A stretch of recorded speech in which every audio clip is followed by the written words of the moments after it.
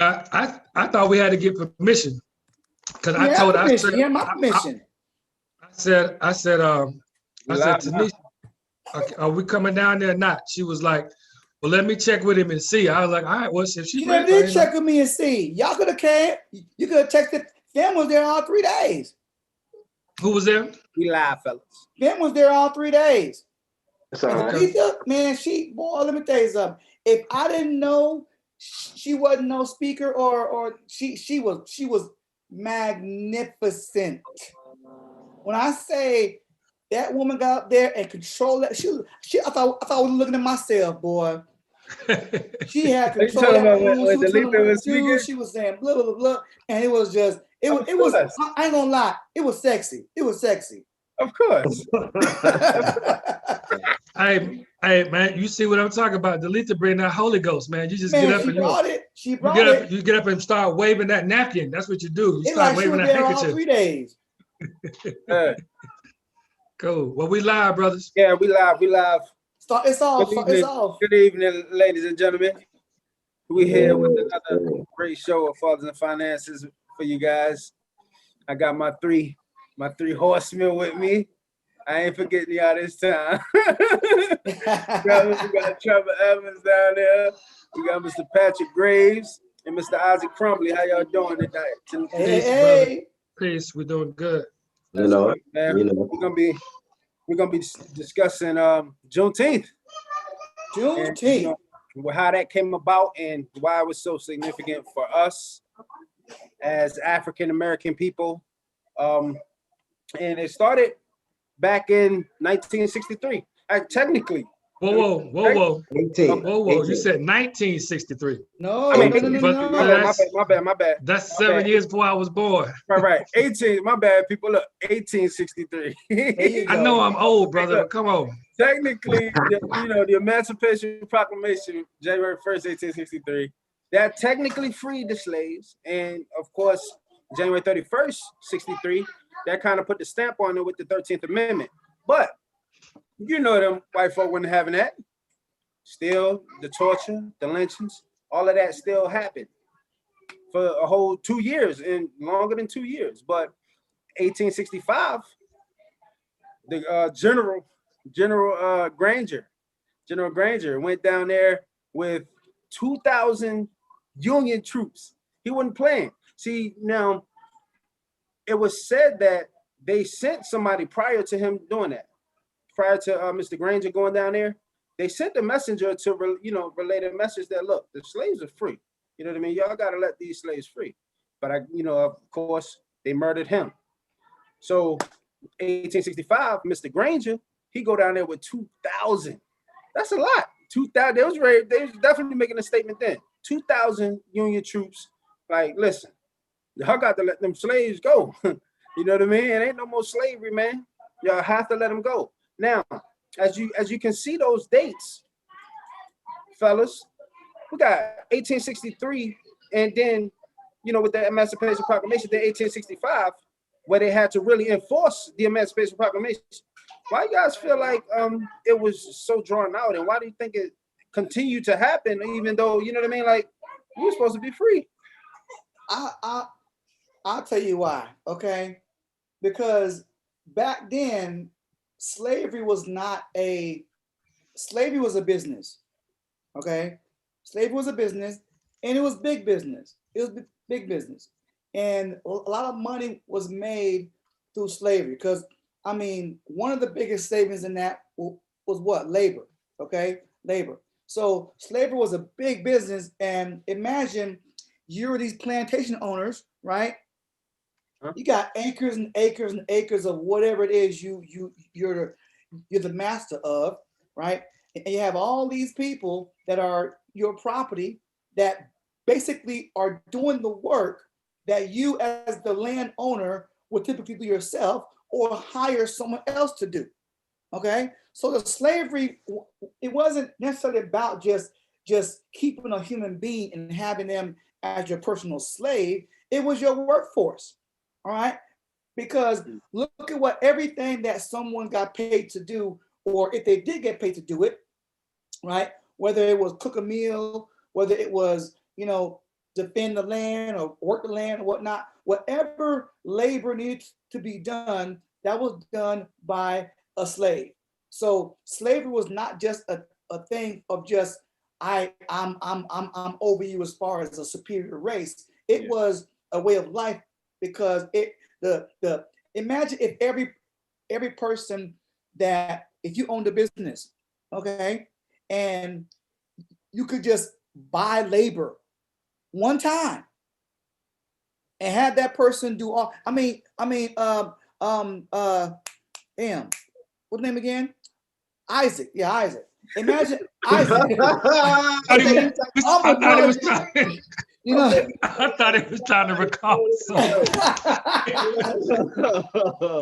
Imagine. He was trying to remember my name. Isaac had a juice bar, because I've been saying Emmanuel all day, okay? Emmanuel all day, okay? So imagine Isaac had his juice bar, okay? Wife's juice bar. Right. Okay, exactly. How efficient and how much more profitable would his juice bar be if he could just hire not even hire, but buy slaves to do everything that either his wife does or his workers do. Okay, imagine there are businesses that don't expand because of what? The workforce. Okay, I gotta pay someone to do this job or do that. So think about it from that standpoint. It was basically free labor, okay, that could take your business to the next level if you didn't have to pay someone for whatever job they did. So it was more about a workforce, a free workforce, than it was just being the boss over somebody as a human. Because I know this, Isaac would probably quadruple his profits if he could have a slave, okay, do something that makes his juice bar more money. Right. And that's how slavery was. Yeah. So, and not only that, brother, when slave owners, so Texas, there wasn't social media, obviously. There wasn't even telephones. They had telegrams back then. And what ended up happening was that a lot of slave owners left Georgia, Mississippi, Florida, South Carolina, and went to Texas after the Emancipation Proclamation. And they hid out there. But eventually, of course, because they knew what was coming. And once they saw that, General Lee surrendered, it took a long time for that information to get there. And as you mentioned, just because they signed it didn't mean that anything had really changed in the South. So by the time they get to Galveston, Texas in June 19th of 1865, that was can you imagine that you've been under the worst torture ever, and you technically could have had that stopped 2 years ago, right? And because of whatever reason, it didn't happen. I mean, you just suffered an extra 2 years for that, So it's that's crazy, And the thing about it, though, the way to kind of draw this in to what we're doing here at Fathers and Finance, a lot of people, both the slave owners and the slaves, were kind of in limbo. So they no longer had this free labor force, and they had no longer had any place to go work. So they were completely dependent upon the educated amongst them to kind of garner something up. So if you could read, you automatically kind of became the leader. Yeah. And so those people started opening businesses for themselves, moving to communities where they could. Some people went back into sharecropping. Yeah. But what actually got, during Reconstruction, what actually got the KKK, what actually got the KKK formed was people going, hey, wait a minute, you made me work for 2 extra years? I want that money back. You owe me money. I should be compensated. Or some people decided to go into own businesses, or some people decided to go into politics, and white people weren't used to having that. So when that happened, that got them upset, hence the birth of the Klan. What we've got to do is kind of remember how we can tie that into what we're doing. Our people are still suffering from the exact same ailments: excessive police brutality, excessive lack of work, lack of justice. Right. And it's up to us who are financially educated to be able to kind of pull our people up out of it. It's the same parallels almost 200 years later, almost 300 years later. Yeah. Yeah. And just to piggyback off of what you were saying, Isaac, with you know, them with the injustices and everything. And the troops, the federal troops, they knew. They already knew. They, of course, they different from the Union troops. That's the Union guys. They went in with Mr. Granger. But the federal troops, they were waiting. So the reason, another to add to why it was taking so long, they were actually waiting so the sharecropper, I mean, so the slave masters, slave owners and stuff can get another harvest. Harvesting. Yeah. So that was a factor as well. But as you can see, even with the prolonging of, you know, when the Emancipation Proclamation happened, the 13th Amendment, and then when they actually implemented and made these guys to abide by those things that was put in place, that was 2 years. And even we can look at today, we could definitely compare that to today as far as the prolonging of anything that got to do with Black people, a holiday or you know what I mean? Like you said, it was even working, you know what I mean? Like everything is just so delayed with anything that has to do with us in today's society. You know, that transfer.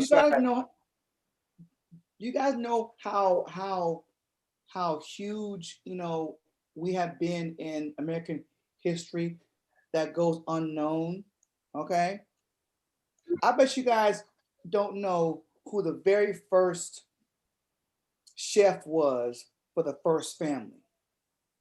Who was the very first family? Oh, I don't know. Listen, bro, I don't know the name, but I guarantee you they was Black. We've been to cooks at the White House. Right. I'll tell you his name. His name was Hercules Posey. Nice. Okay. Hercules Posey. He was bought by George Washington's wife before she became his wife.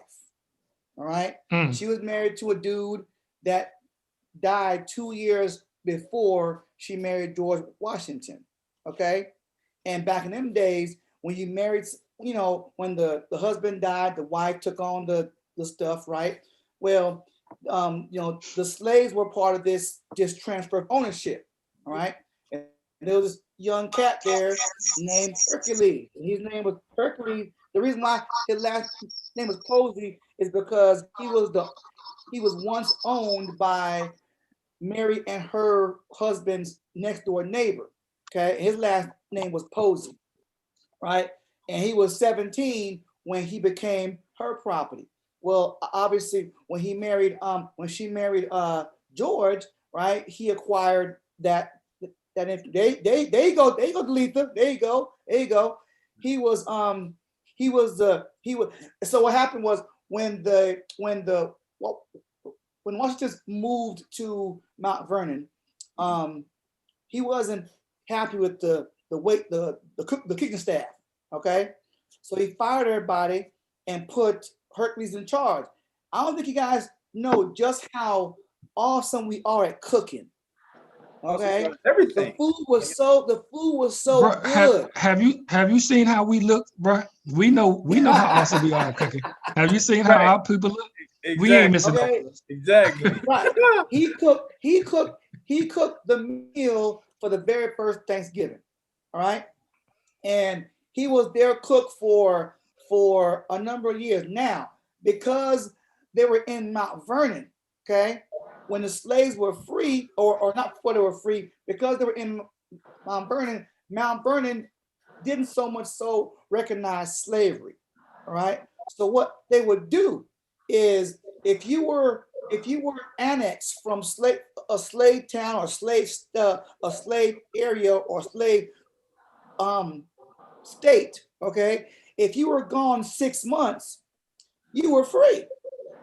Okay, so what George Washington would do is he would take these slaves and keep them for 5 months and 31 days or whatever. All right, give them back to send them back to a slave country. Okay, just for one day.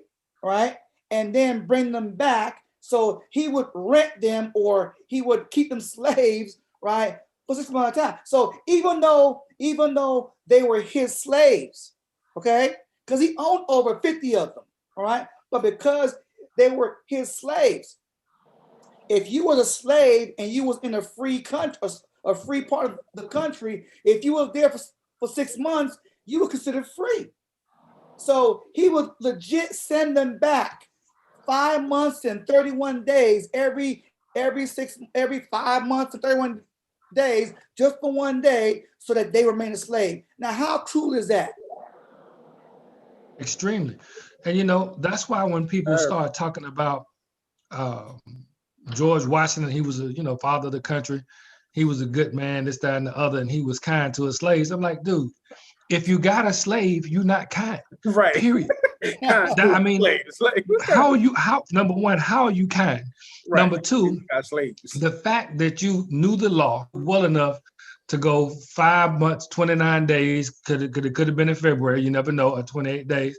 Yeah. You know to send them back for just a day, let them some plantation or whatever. I don't know what they did, and then come back. Yeah. That just shows you what we were dealing with. That also, I mean, but get back to June. I mean, think about it. With Juneteenth, these slave owners in Georgia, Mississippi, Alabama, they knew that what was coming. They read the writing on the wall, and they got their plantations up and moved to Texas. And that's, again, just like George Washington did. Hey, I know you're going to be free, but I'm going to milk this for all it's worth. And for people not to want to give reparations, or to not want to, do what's necessary for us, the country was built on our backs. Of course. What can't a nation do? Let me ask you guys a question.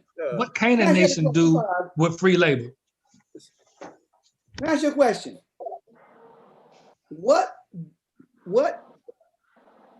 bill just passed May 20th of this year? I think it's the Asian.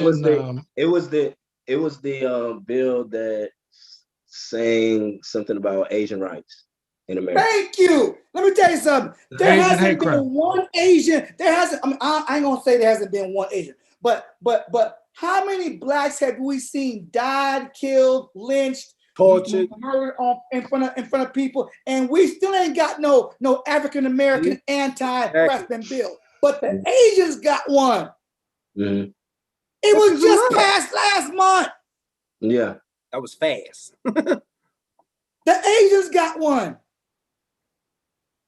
I mean, come on now. I'm not. David?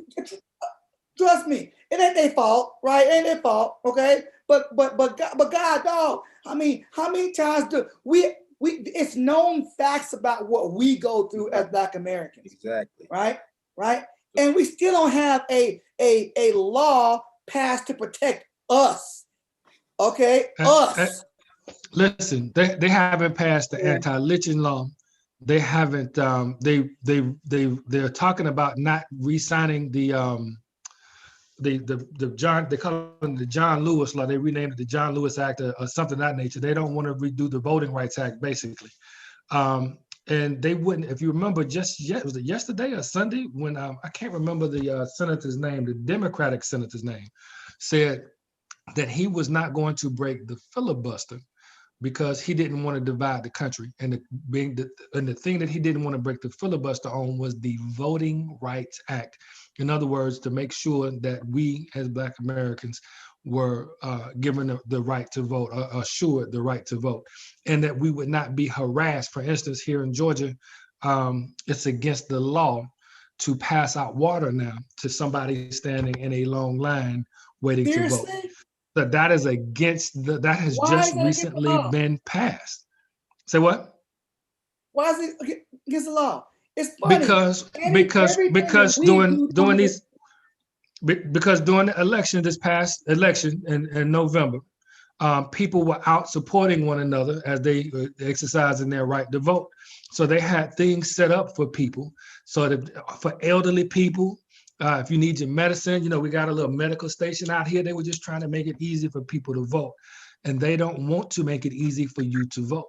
So they have, number one, the absentee ballot things that they've got spread around the city. They will have half of those. So you have to travel further if you get, so they're making that difficult. If you want to give money, if you want to give water or food to anybody standing in line, that's a misdemeanor and you can go to jail for it. So it is now a crime to assist anybody in the process of voting. How we say, I wish I would. I will go out there on purpose, okay, and bring some damn water out there, and I want someone to arrest me. Put that shit on TV. Well, that's what Georgia and many of the other Trump states have done. That's just ridiculous, man. That's what they have done. How these laws get passed? See, here's the thing. You know what? Laws like that get passed because people don't know what's going on in their own jurisdictions. Yeah. Okay. They so worried about other bullshit, right? Because let me tell you something. There's not one law that can pass in America without the vote of the people. Yeah. So where are the people at? The people asleep, man. The people on TikTok. I had a, I don't know why my video up, but I had I think he was a Democrat, but he was in an office. And he not like in a physical office, but he held office, right, in the Democratic Party. And he had got I was Ubering one day. This was like maybe like 2-3 years ago. And he had asked me, how can I get your generation to come and vote and understand just city council, and how do you get the rules that's going to govern what we have going on right here in our town, whatever the case may be. And I told him, I said, hey, to be honest, it's just not visible. Where do we see it at? How do we get in contact with it? Everything is with advertisement, and it's not advertised in that way. The only voting that people know about is their presidential election. They don't know about how you have to vote throughout that month, because you're electing people that's in Congress. You're electing a lot of people that have control over what's going on in your surroundings, in your community, and just lack of knowledge, just like with financial literacy, and not knowing exactly how to move their money or do anything with their money besides make and spend it. So it's just a lack of knowledge. Well, I was reading in the chat. It's almost it's like how much more can we use the excuse lack of knowledge? Yeah, because you know this stuff, Patrick, right? Yeah, I know this stuff. Marcus, you know this stuff. Isaac, you know it. Okay, we all here know it. Okay, and then let me tell you something. Not everything we know was learned on this damn show. right. Not everything we know was taught in this damn company. You guys had to go out there and actually find out for yourself, right? Yes, sir. So why can't everyone else do that? Are people distracted? Yeah. And this lethargic about their life, that they don't care about the people that make the laws that run this damn country? Because if something is a law in your city, in your district, look, if you live there and it's not a law, that means that you could vote against it. Yep. Listen, man, I just want to, this is slightly off, but it's on point. I want y'all to think about what's happened this month, the past 30 days. The United States government has just recently admitted that not only were they lying about UFOs, but they were seeing UFOs on a daily basis. And they were released footage that we are being visited by aliens, and nobody is even concerned. Like, it's like almost like, we got aliens. I mean, like, we have been visited from another planet, and people don't even care. That's how distracted we are. So trying to get people to focus on financial education and voting. Can you imagine that? I mean, that's insane, brother, that we literally, like 15 years ago, if the government had admitted yeah, we've been visited by aliens and we've got plenty of footage out here. And we're going to keep releasing footage throughout the year. 15, 20 years ago, people would have been freaking out. Right now, it's like, who cares? And so when you start talking about voting and and and and financial education, you really have to almost hit them in the head with it, to the point that you have to draw how this specifically helps them. Otherwise, they can't see it. Yeah. Mhm. And guess what? That's 15 years from now, 15 years, 20 years from now, they're gonna learn, oh, this COVID thing was a big ass ruse too. Right. Of course. okay. And Trevor, I said something to somebody the other day, about how when those commercials come out about being compensated for this vaccine, I don't want to see your face. Like, when they start talking about, oh, if your mom, your grandma, whatever case, got the vaccine and they had complications, they grew another arm, whatever case may be, you can be highly compensated. It happens all the time. It happens all the time, and it's like, how can you not see that this is a experiment? And they was trying to find free. They can't make you. You know what I'm saying? Yeah. The whole thing about it, if they were to, they can talk about making you and do different things like, hey, you can't use your passport, you don't get the vaccine. They can't physically make you do it, because if they do that, it would be an uprising in this country. Just because, you know why it would be an uprising? Because this country is a Christian country. And in the Bible, they talk about being vaccinated, and it's against it. So how could they really make it without, finagling it in a way? I don't know, man. You know what's gonna Me and Trevor a little older than you, man. We just watched the Patriot Act get signed in 2001. Yep. After 9/11. Yep. And that Patriot Act messed they us were all up. begging people to take their rights away after 2001. I mean, literally, we were like, no, you'll never take my rights. 9/11 happens, please take them in order to protect us. So I mean, we got rid of our rights. So, if you look and think, you got to protect. They call it the Patriot Act. Yeah, Patriot Act. Listen, the Lisa just posted the Integrity Act, the Voter Integrity Act. That's the act that Kemp passed here in Georgia. So if it's called the Voter Integrity Act, that means this is the one that is How the banning hell you did law from get delivering passed? Right. So listen, man. They must have used a different word than food and water. They must have used some of the word. They couldn't have used the word food and water to get this shit passed. They couldn't use that word. Well, you got to remember, this is state legislation. So Republican senators brought it up. Georgia is, even though it turned blue, is still a Republican-controlled Congress here in state. And they passed it. He signed it, just like a president would sign in Congress in United States. They passed it and it got signed.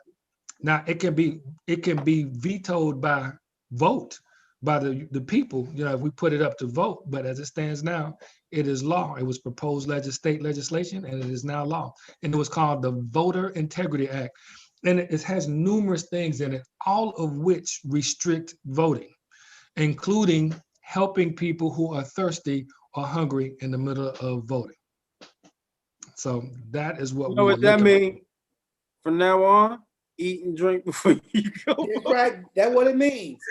No. What it means is get into good trouble, like John Lewis said. I saw the Letha say, "Don't get arrested," but we don't want to go to jail. But hell, that's a misdemeanor. I've been arrested. Listen, I've been doing stuff with the mosque and Islam, and they've arrested us. So they bailed us out and we kept it moving. You know what I'm saying? And we ended up beating the case. Yeah. So, I'm not telling anybody to go out there and get arrested by any stretch of the imagination. But I know one thing: when God is with you, who can be against you? And if you're doing something with the right intention, the right spirit, and in God's name, He got it all. It ain't nothing to fear. We don't fear man, we fear God. So, one of the things that I wanted to talk about here with this Juneteenth thing is to talk about how what happened right after Juneteenth, and how, because there was a lack of leadership, there was leadership, but there was still a lot of confusion. Yeah. And our people can't be blamed for the confusion during that time. Most of us were vastly undereducated here. We were not allowed to even read or write.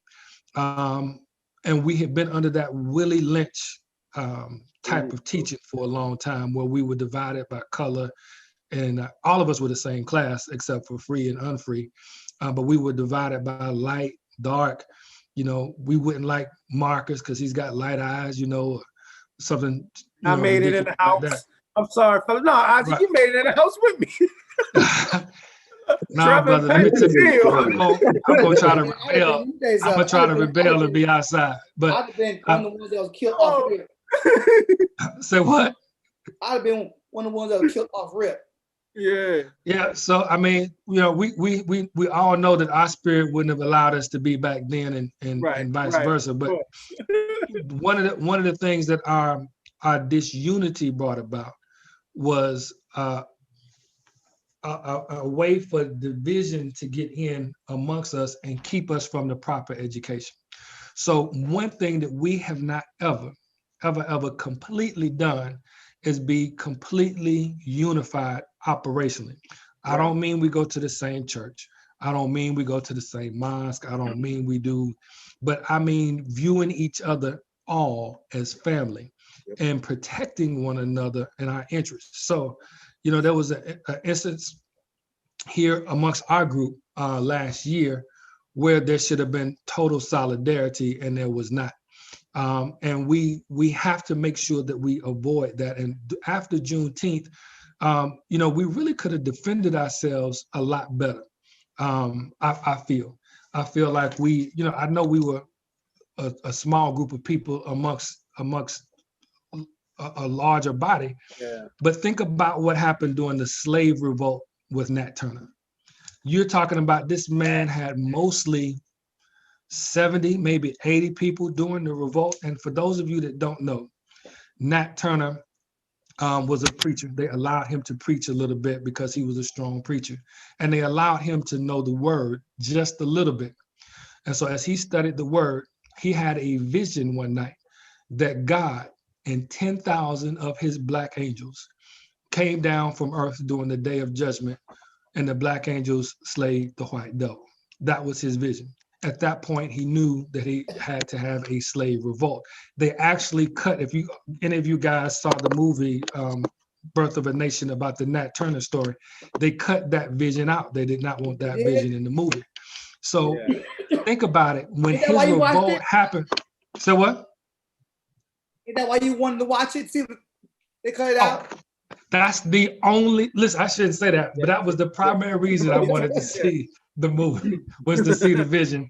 And I was highly disappointed the vision was not in it. But I want you to think about this. 70 people during a slave revolt made almost the entire state flee. They left. That's 70 to 80 people that have made their minds up to like, I'm not taking this anymore. And almost the entire state fled. Now, I want you to think about it. What could we have done with some operational cooperative unity after Juneteenth, after we were freed? If we had just come together and said, I'm not taking this no more. I'm willing to die here on my sword for this piece of land. I worked here. I'm taking this back. Y'all brought me here. I need a place of my own. We go out and develop our own, and we live and die to protect that. Man, what could we have done with that type of operational unity? Because I'm telling you, 70 people made an entire state flee. Can you imagine how small 70 people is and a whole state flee off of that? Yeah, that's nice. That's nice. What could we have done, man? With Juneteenth, it was some that were, you know, that's the first thing, you know, after you've been, you know, tortured and all this bad stuff happened to you for so many years.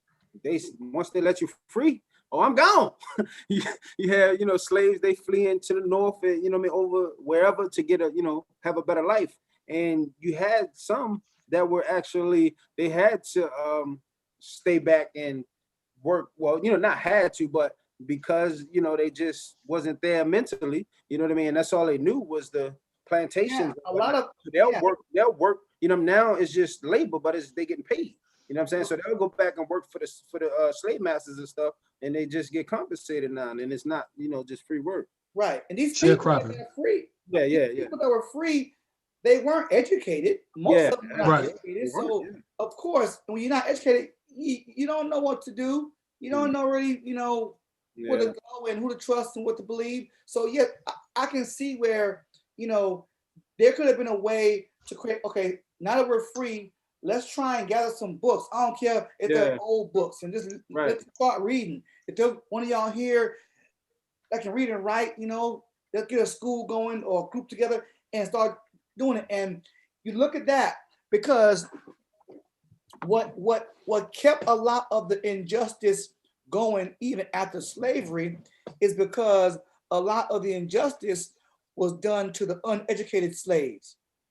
Okay, the ones that were ignorant, and it just spread. It spread as if, okay, that's the way it is, right? Yeah. It's the same thing happening now, all right?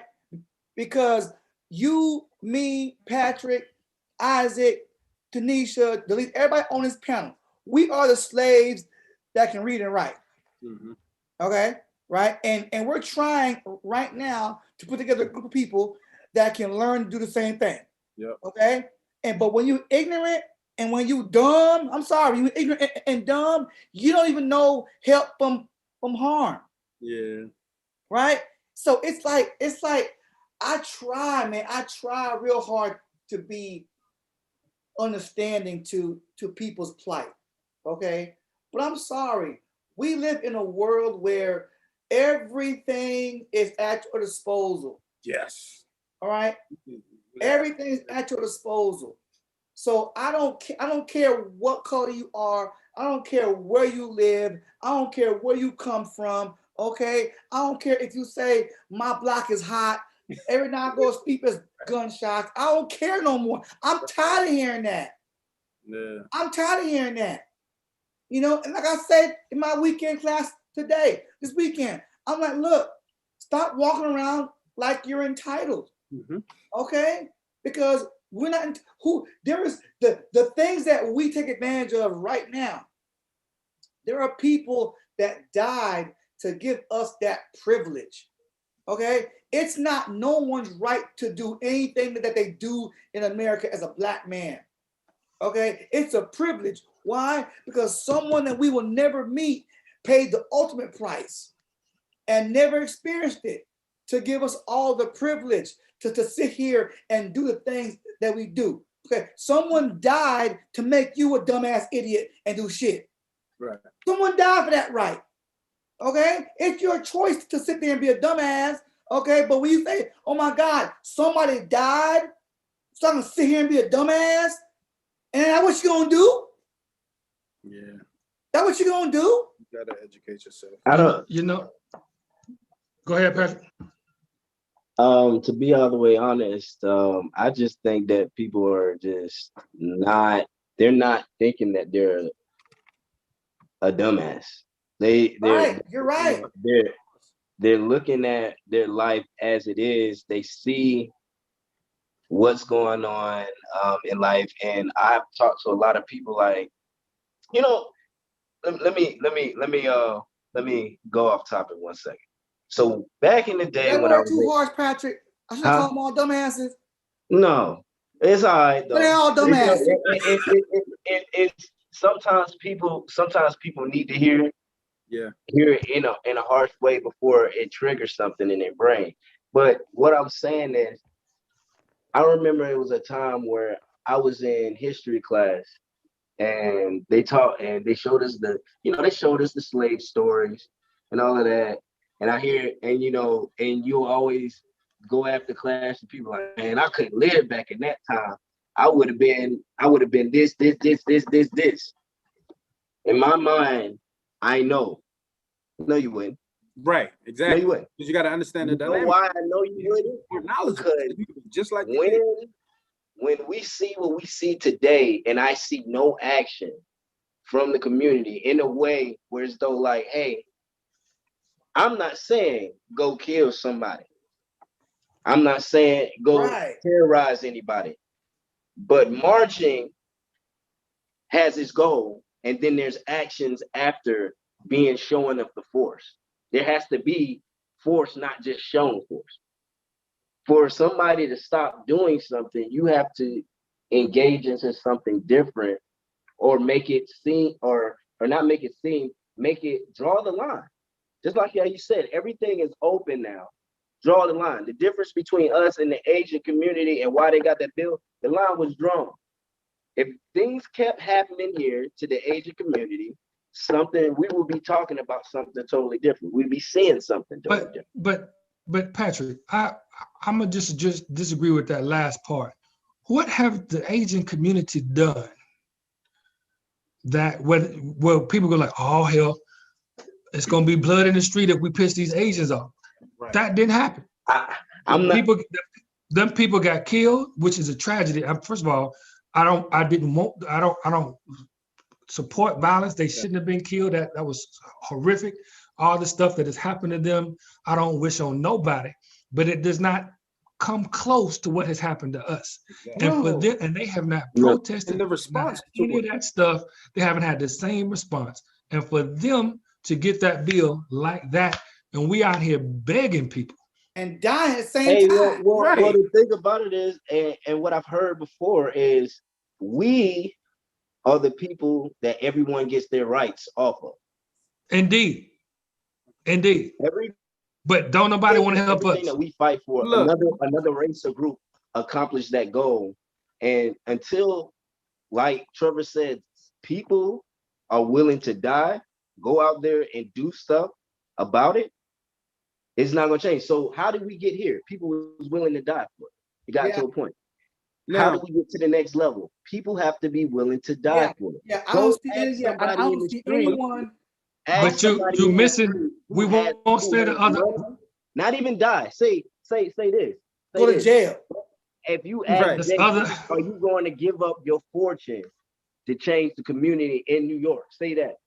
Would he give up his whole entire fortune to change the thing? If they said, hey, we're going to pass this law for New York City, but Jay-Z, you got to give up everything that you got, all your assets and everything. I mean, he could start again, whatever the case may be, but all of that is zero now. You know what? How many people are doing that? How many people are you can ask that, hey, are you willing to give your life out here for the cause? Hey, real quick, Isaac or Trevor, y'all answer this, because I am definitely unfamiliar with it, but I know my mom had mentioned with because we was discussing about this whole, the Asians and them getting that law and stuff, how they move so fast with it. But she said something about a international treaty protection. She said they got an international treaty protection backing them or whatever. I'm not sure what, that's why stuff was, I guess that's why it's numerous treaties, unless your mother was specific about one. I mean, I don't know what to say. Okay. I don't know if they're talking about Geneva, but hell, if they're talking about the Geneva Treaty, we covered under that. Hell, that's why Malcolm X was traveling all over the place, went to Geneva, went all these other places, because we protected under that as well. So if she's talking about the Geneva Treaty, then please, we should have had our rights a long time ago. And I'm gonna say something to what Patrick was saying, that I feel like he was avoiding to say, but what we say here in the mosque, at the mosque, we say that we got this saying, when you become a Muslim brother, FOY, we are saints, saviors, soldiers, scholars, healers, and killers. So you have to be willing, to be willing to not just die to protect what you have, but to kill. If I had an argument with a woman that told me if somebody broke into her house and started to attack her family and rape her children, that because she believed in nonviolence so much that she would just lean over the man and pray that she would not touch him in violence. And I said, you need to let me have your I said, you need to let me have your children, because you're not worthy to have them. I'm going to be saying, oh Allah, please allow me to stab this man to death. I'm going to pray while I'm killing him, so that he does not harm my family. If you don't have the gumption to do both, die and kill for protection. Now, I'm not saying go out and murder people Right. in the street. Of course. I don't condone that at all. But if you've been Defending aggressive, yourself and your family. as an example, and I ain't trying to piss anybody off, but what infuriates me is that Dylan Roof, the man that killed those people in the church, those people weren't dead 24 hours before their family members were talking about, I forgive you. And he wasn't even asking for forgiveness. I don't want that to happen to my family member. I don't want it to happen to any of our family members. But should it happen, the last thing I'm going to be saying is, I forgive you. Facts. I'm going to be saying, I'm going to have myself locked up with you, and I'm going to take your life. That's needed. Yeah, that's what needs to happen, because but as soon as you speak that way, oh, we spreading violence. You're right. Now I'm a hate teacher. Yes. Now I'm a hate teacher. Spreading violence.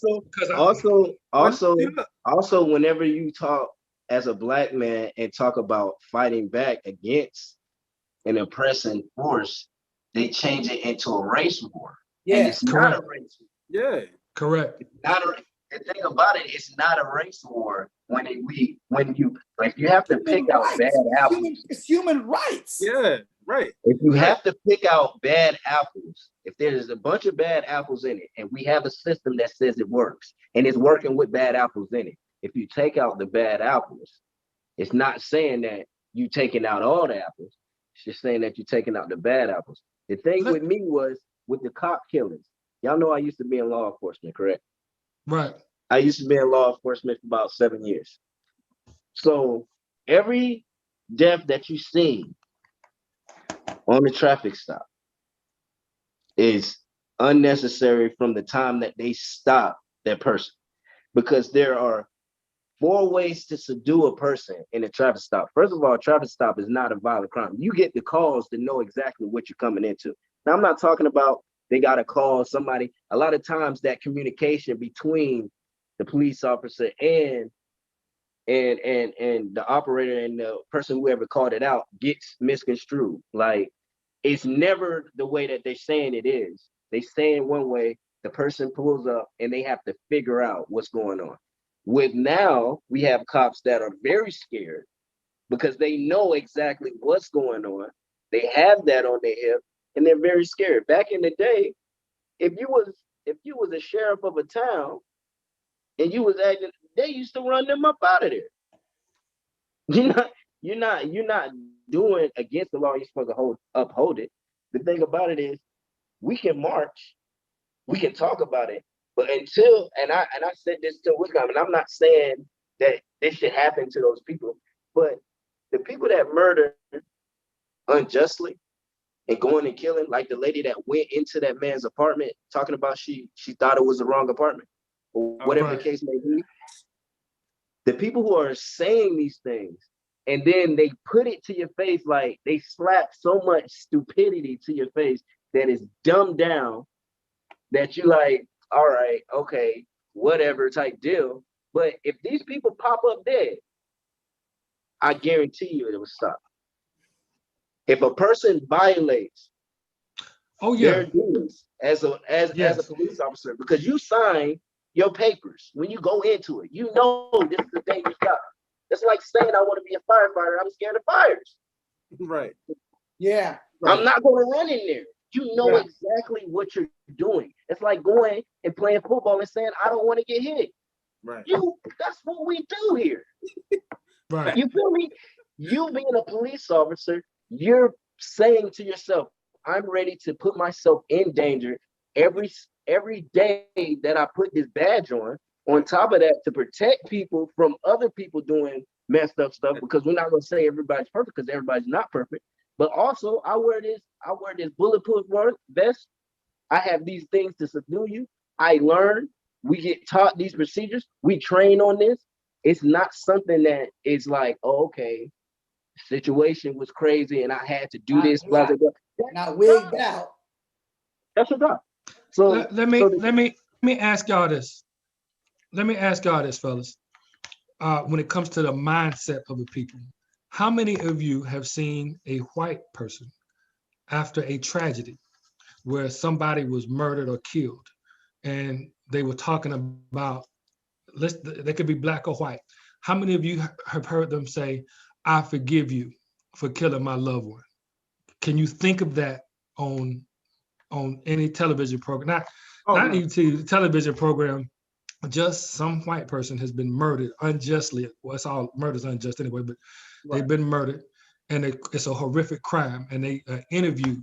Do you ever hear them say, "I forgive them and I pray for this person"? Do you ever hear that at all? Not one time. You don't ever hear it. And these are the people, but we're constantly doing that to them. And we do that all the time.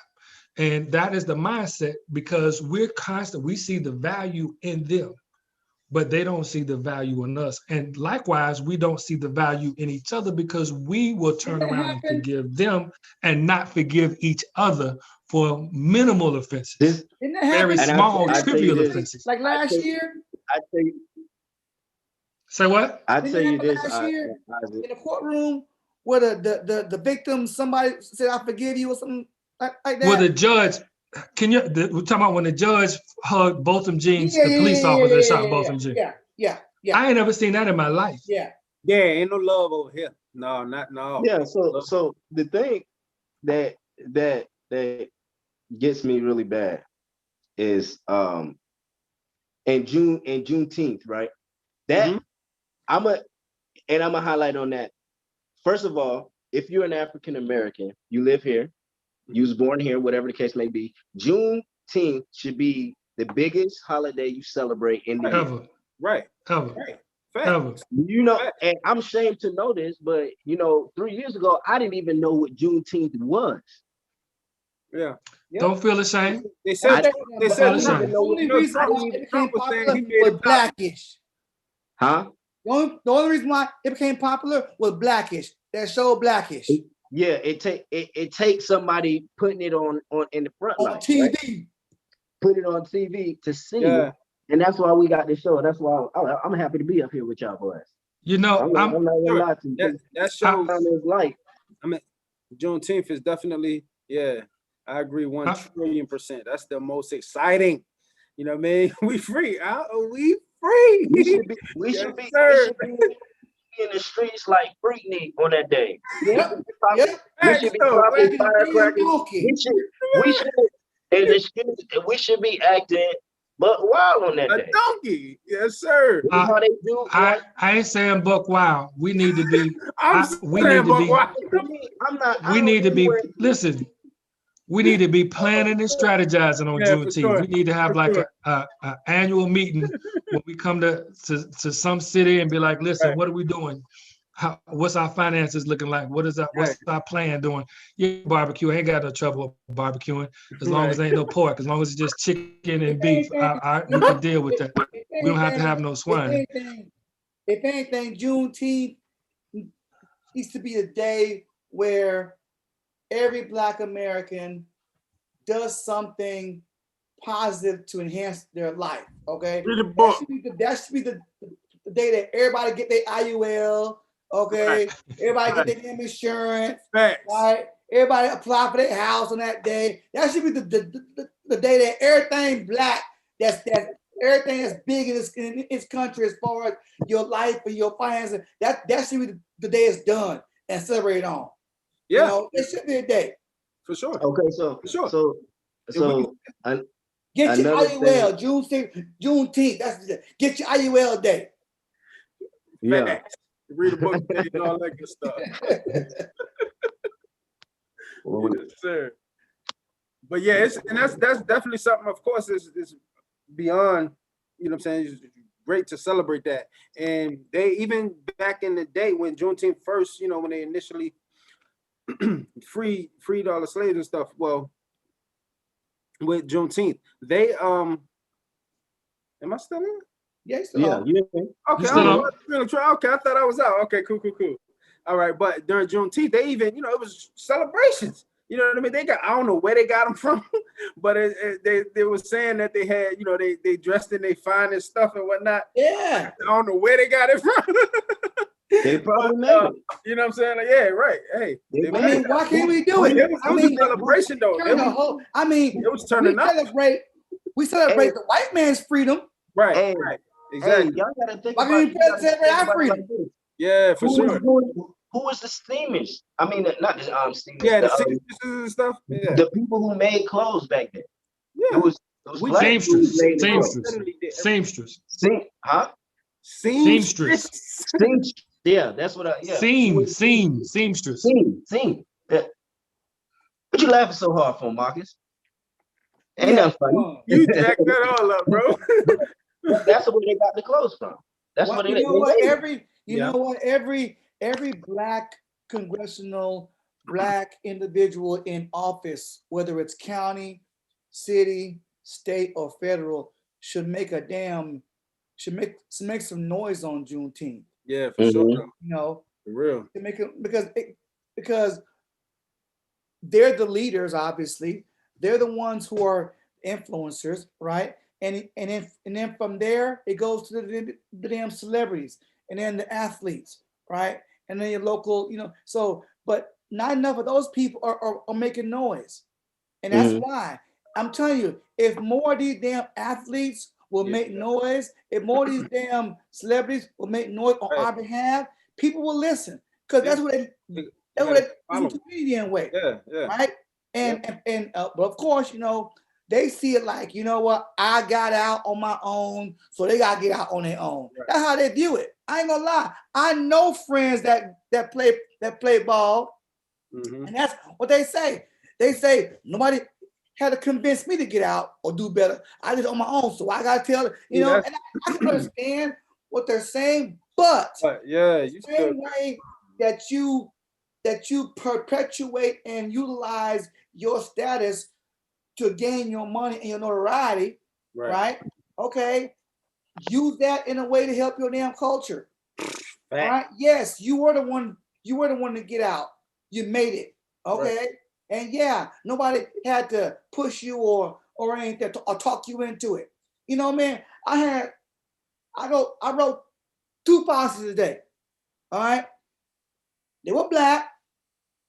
And them old dudes talking about, oh, Trevor, we can only do $100 a month each. I said, first of all, I'm about to hang up my damn phone on y'all because y'all wasting my damn time. I said, let me ask you a question. If you got a letter, okay, that said 12 months from now, if you don't pay $500 a month towards something, both y'all gonna die. What you gonna do? They said, oh, we gonna pay it. Well, goddamn it, I'm telling you the same damn thing. I ain't doing no damn 100. Y'all are 40-something years old talking about $100 a month. No, more than that. No, come on now. No, you ain't tell me you can't find $500 a month between both of y'all. Between the both of you? Okay, but you'll find it if you're gonna die, right? Well, damn it, pretend you're gonna die now. Right. Pretend you're gonna die now. That's though. So the important dates. I wanna talk about important dates right now. 1865, correct? When 1863, January 1st, 1863. I know 65 is when everybody knew, right? Yeah, Right. When they enforced it. So 1865 is the day that all the slaves were notified that they was free.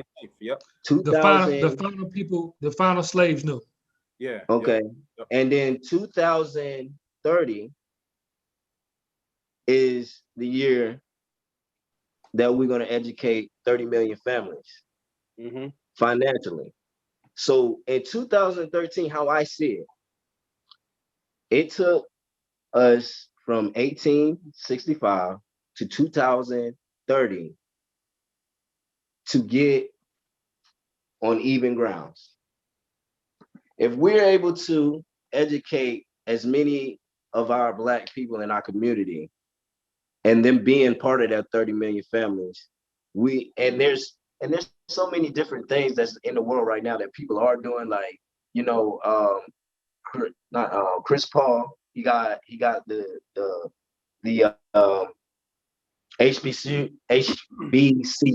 to unite and talk about Black history in the way that we know Black history and showing our views on it and how we can elevate ourselves, and us being a part of that by being financial educators and helping our communities. I also feel that we should start with the youth as well. It's just like with anything that we learn, for our younger generations and for things to get better, we first talk to our generation and then we trickle it down. We pass that information down so the next generation comes with it as second nature and not something new that they're learning.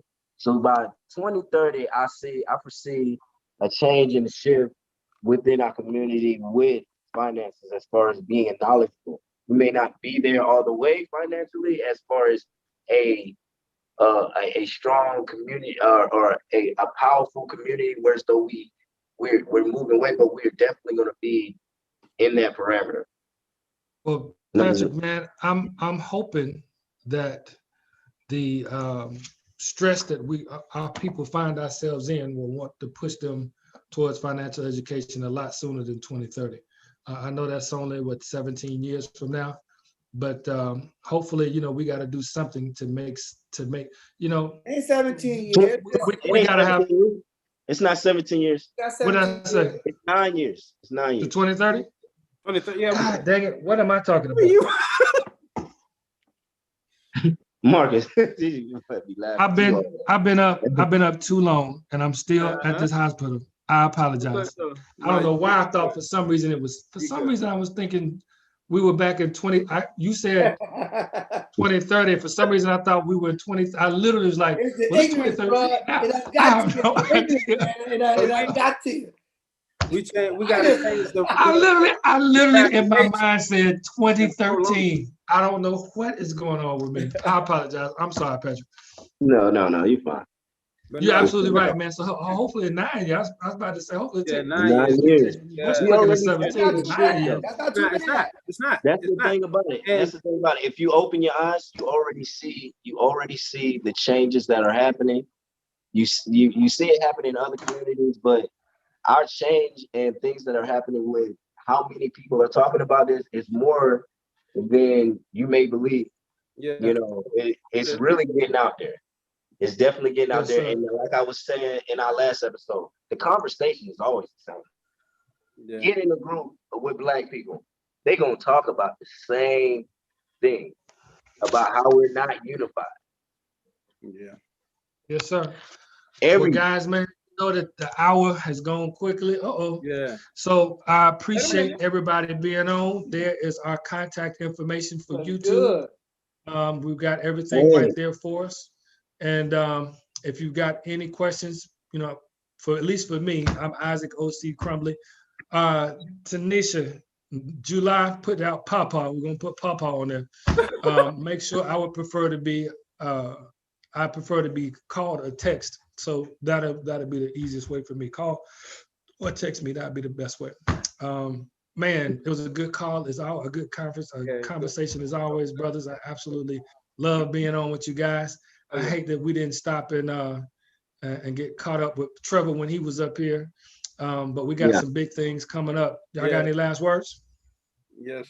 Well, it happens, man. You were saying something, Mark? No, I was saying I'll wait till last. Okay. Yeah. I would say believe in that the change is going to come. Be a part of the change.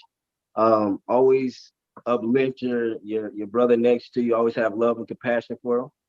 Understand that everybody's not going to get it at the right at this time, but as long as we continue to push and continue to stress the facts that we have and understanding about finances, that they'll come around. And I've seen it personally through clients, campaigners, and just people that are close to me. So don't ever give up on the fight. Keep working hard. For sure. Trevor, you got any last closing remarks, brother? No, I love my people. I love my culture.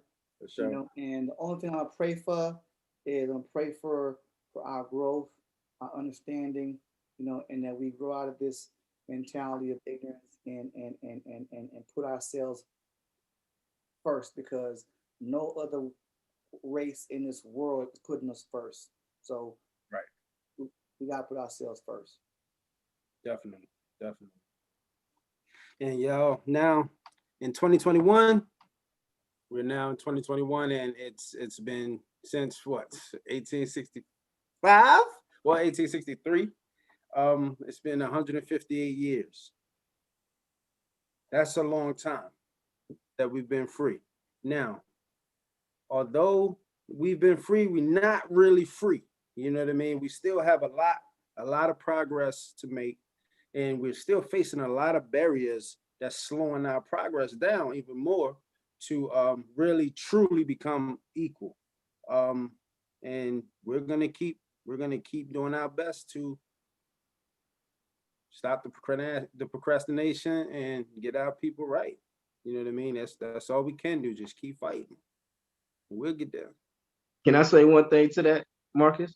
Yes, sir. No, Okay. you got to pay money. No, Okay. I'm just Right.